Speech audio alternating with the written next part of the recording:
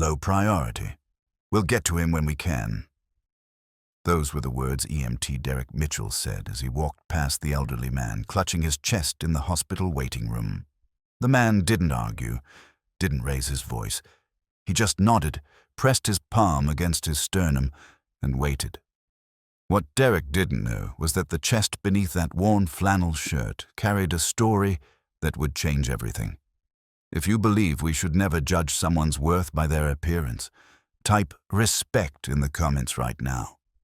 Victor Chen was 73 years old and looked every day of it.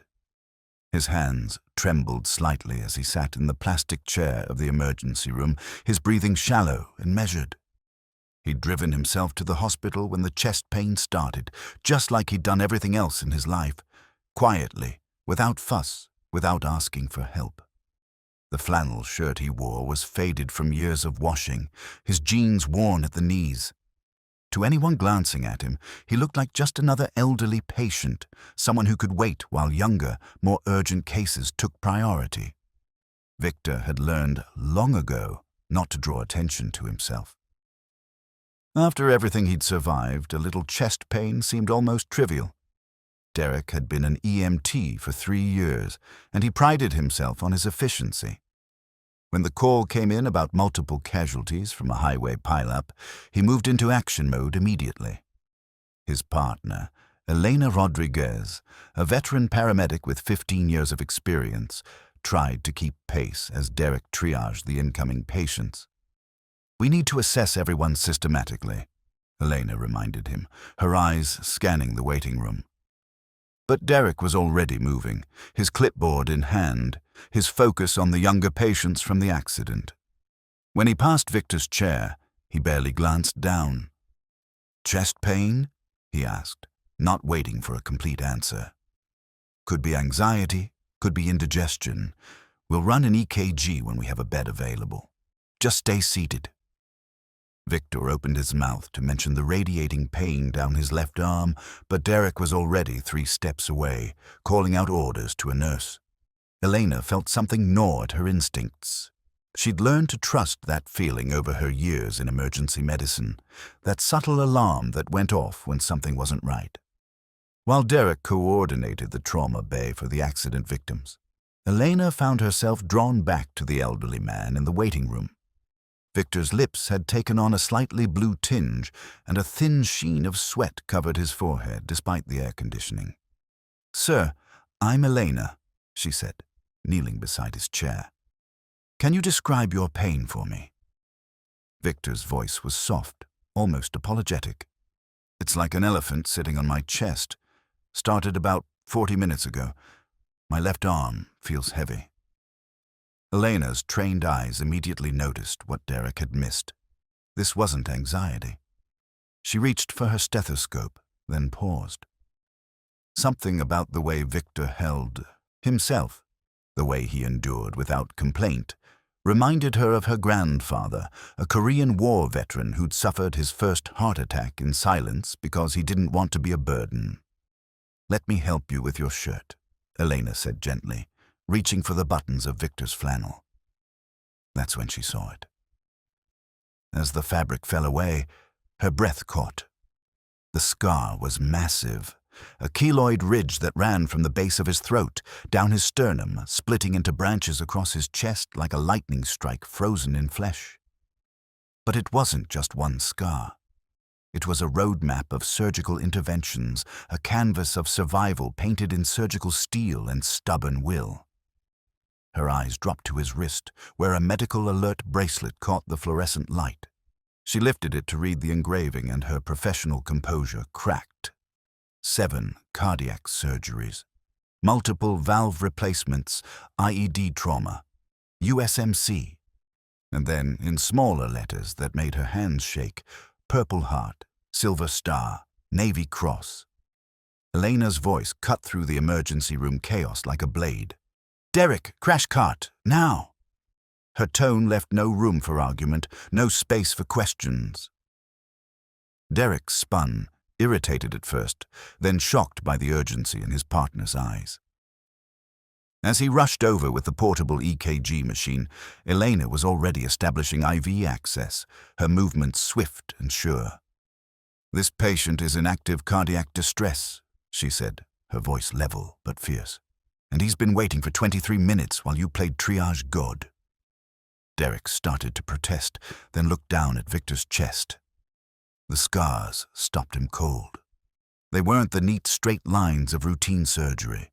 They were the scars of someone who'd been torn apart and pieced back together multiple times. Someone whose heart had been shattered by something far worse than time. "What?" Derek started, but Elena cut him off. "Hook up the EKG. I'm calling cardiology. This man needs a cath lab, and he needed it 20 minutes ago." The EKG machine spat out its reading, ST elevation in multiple leads.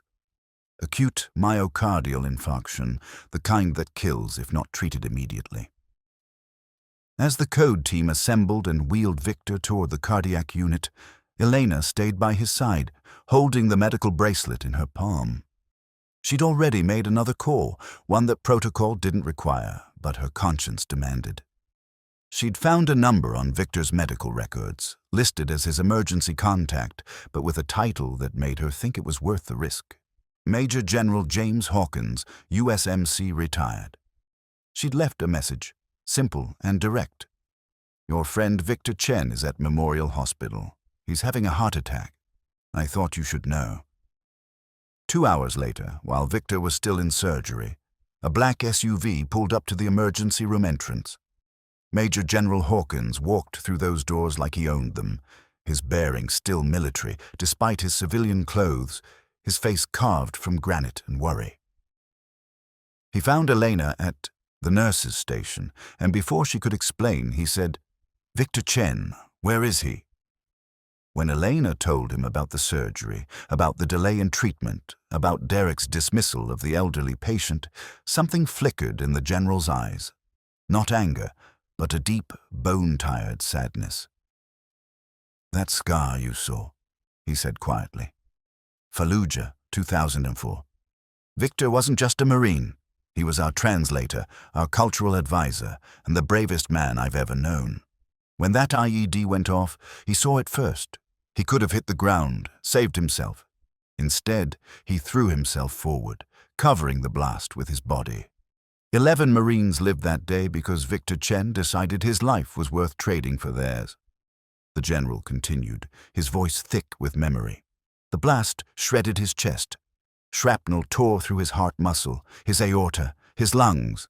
The field surgeon said he should have died in the first 60 seconds. But Victor survived the medevac, survived the first surgery, survived the second when complications set in. Over the next 3 years, he had 7 major cardiac operations. Each time, the doctors said he wouldn't make it. Each time, he proved them wrong. Not because he was trying to be a hero. Victor never thought of himself that way. He survived because he's stubborn and because he believed he still had work to do." The general looked directly at Elena. "You saved his life today, not just by recognizing his cardiac emergency, but by seeing him, by treating him like he mattered." Then his eyes found Derek, who'd been standing within earshot, his face drained of color. "You almost killed a better man than you'll ever be by assuming his pain could wait." Derek's voice came out as barely a whisper. "I didn't know." The general's response was quiet, but sharp as broken glass. "You didn't ask. You didn't look. You saw an old man in cheap clothes and decided his emergency wasn't an emergency. Do you know what Victor was doing when his heart started failing? He was volunteering at the VA, helping younger veterans navigate their disability claims. He does that 3 days a week, has for the last decade. This man, who can barely walk a flight of stairs without his chest hurting, spends his time making sure other people get the help they need. And when he needed help, you walked past him." The emergency room had gone silent. Everyone was listening now. "I'm not telling you this to shame you," the general said, his tone softening slightly. "I'm telling you because every person who walks through those doors has a story. You don't know who carried who out of a burning building. You don't know who raised 6 kids alone while working 2 jobs. You don't know who survived the unsurvivable and kept going. Your job isn't to judge whose pain is worthy of your time. Your job is to treat everyone like their life matters, because it does. Victor survived the surgery. When he woke, groggy from anesthesia, the first thing he saw was General Hawkins sitting beside his bed, and he smiled that quiet smile that had made him beloved by every Marine who'd served with him. "Jim," he said, his voice raspy, "you didn't have to come." The general gripped his hand. "Yes, I did, and I'm not the only one who wants to see you." Over the next 2 days, Victor's hospital room became a reunion. Marines from Fallujah made the pilgrimage, some from across the state, some from across the country. They came in uniform and civilian clothes, young lieutenants who'd been privates 20 years ago, grizzled sergeants who still called him Mr. Chen with a respect that bordered on reverence. They brought flowers and photos and memories. They told the hospital staff stories about the man in the bed, stories that spread through the corridors like wildfire. The nurses started calling him Mr. Chen, sir.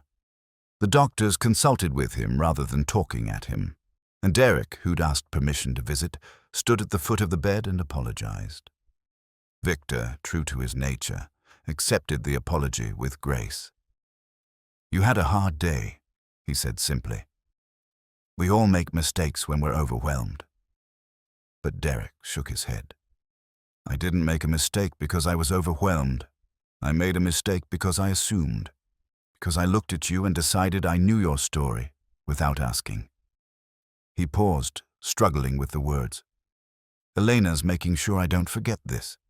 She's requested that all EMTs go through additional training on unconscious bias and patient assessment. I'm going to be helping develop that program. It's not enough, but it's something." Victor nodded slowly. "Then something good came from this. That's all we can ask." The general, still standing guard like Victor might disappear if he looked away, added, "The hospital's implementing new triage protocols, too. No patient presenting with cardiac symptoms waits more than 5 minutes for assessment, regardless of age or appearance." 3 weeks later, Victor was back at the VA, his chest still tender but his spirit undiminished.